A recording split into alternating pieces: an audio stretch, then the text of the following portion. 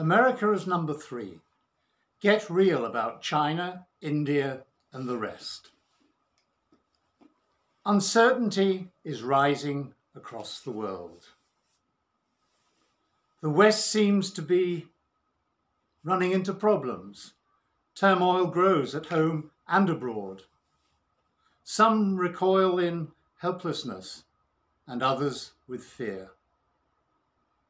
America's greatest fear is of losing top dog status. Could this happen, really? Yes, it could. The West's foremost long-term economic forecaster, the OECD, projects that by 2050, China's economy will be 70% larger than the US's. And India will overtake the US too. Hence, America as number 3. This will be a great shock for many. Say it quietly. China is already 27% larger than the US, according to the OECD in 2023. Let that sink in. Think size of the markets, incomes, and military budgets. This is time to get real. Avoid a clash of civilisations. It may be our last chance. 90% of the world lives in what we call the rest, although its new name is Global South.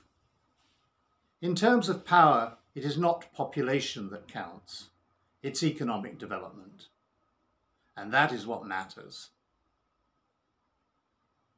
The rest, the South, over the last few decades, has been narrowing the gap with the West.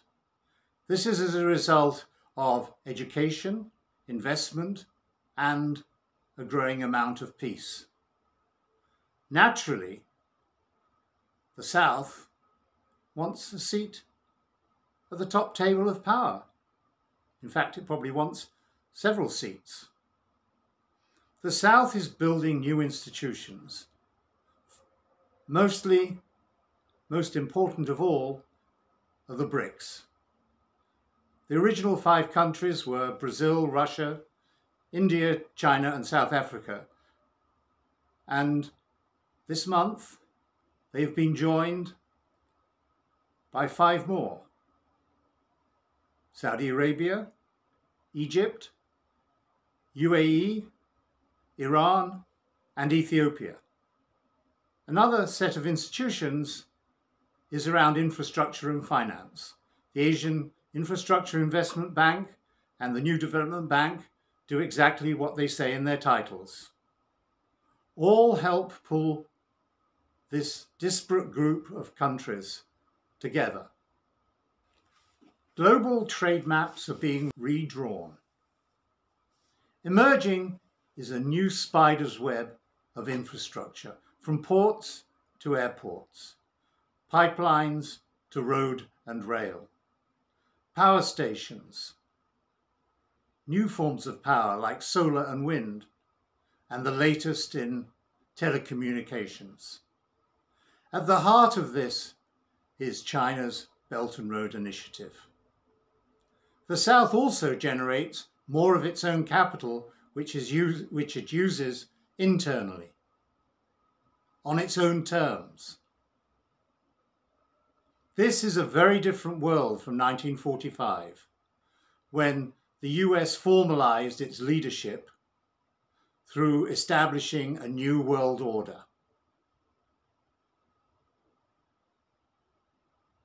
Now, it is no longer the great builder of infrastructure and lender around the world or investor. That mantle seems to be passing to China. As ever, power abhors a vacuum. Follow the money and watch the sinews and muscle grow.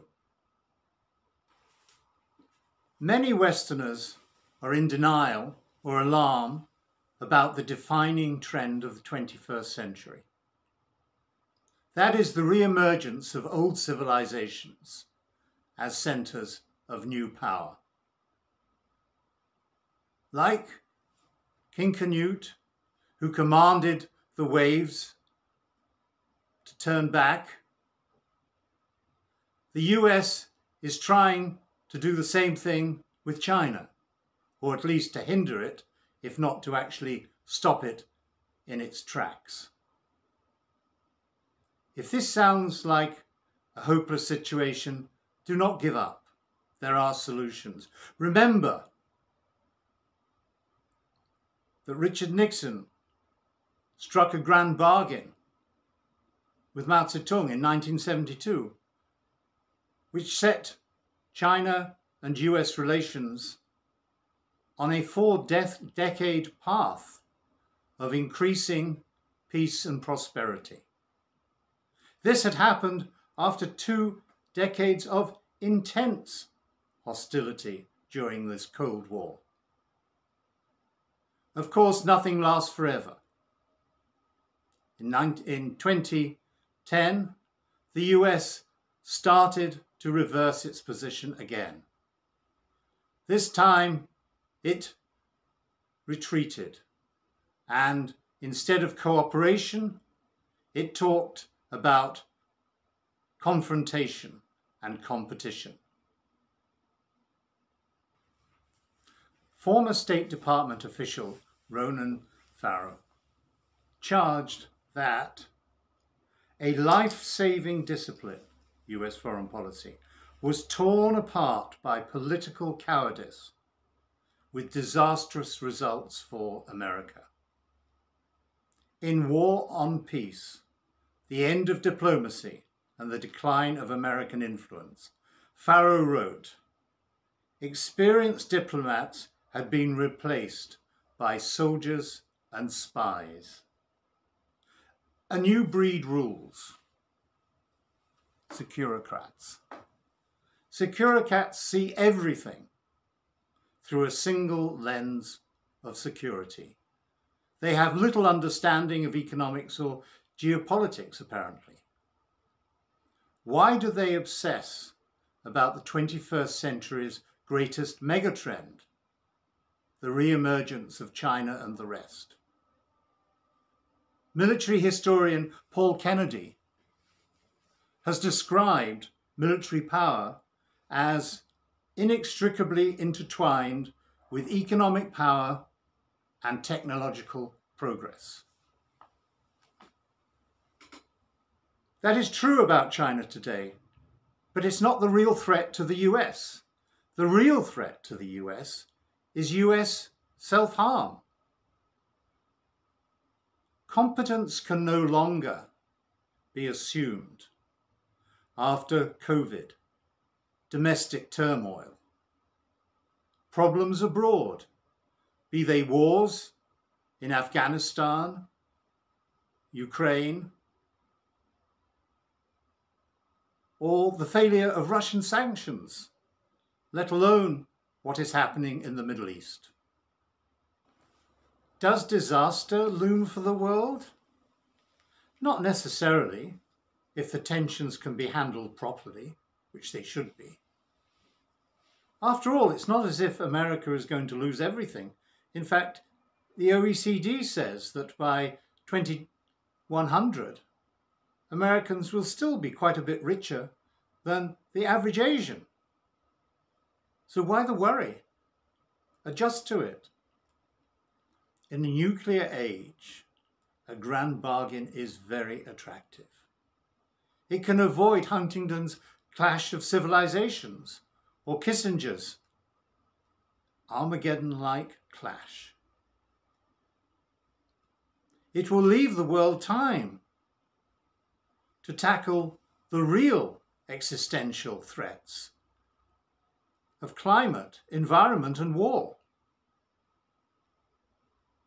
The nuclear doomsday clock is ticking and is only 90 seconds before midnight. This could be the last chance. America as number 3 pulls together all the strands about the future changes. Most Western writing is from one angle and invariably based on Western thinking and sources. America as number 3 is much broader. It approaches it from 5 angles: economics, politics, security, as well as philosophy and media. And it uses non-Western as well as Western sources. I avoid ideology, simply join up the relevant dots.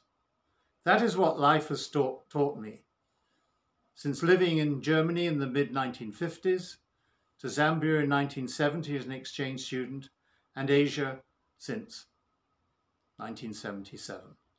Half of that time I have lived in China, where I still live today. I headed research from Korea to India at Wall Street's leading research house, Merrill Lynch. There I traveled far and wide, regularly going to the US and Europe, enabling me to maintain a very up-to-date worldview. New voices must be heard on China. No more Western-based, one-dimensional experts stuck, very often, in Cold War ideology and thinking. Listen to businesses, economists, and Asians themselves, especially development economists, entrepreneurs and managers who have lived China, often for decades. They know how China works and how to get things done. I have known American hospitality and generosity for over half a century, and now I feel I must speak out. For I see the US, like my native England, as going very much in the wrong direction overseas. They are both moving into very dangerous waters.